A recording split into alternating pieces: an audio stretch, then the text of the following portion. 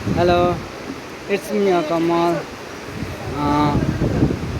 आज म धेरै दिनमा फेरि अर्को भिडियोमा मार्फत आइसकेको छु र विशेष गरी आज मेरो भिडियो देखाउनुको उद्देश्य चाहिँ के छ भन्दाखेरि चाहिँ केही त्यस्तो केही छैन, तर मैले चाहिँ यहाँनिर आउनु बित्तिकै एउटा म तपाईँलाई भिडियो देखाउनु मन पऱ्यो है। त्यो चाहिँ के हो भन्दाखेरि तपाईँले हेरिहाल्नुहोस्, योनिर यो जुन यो मेरो साइडमा देख्छु यो पुल हो है।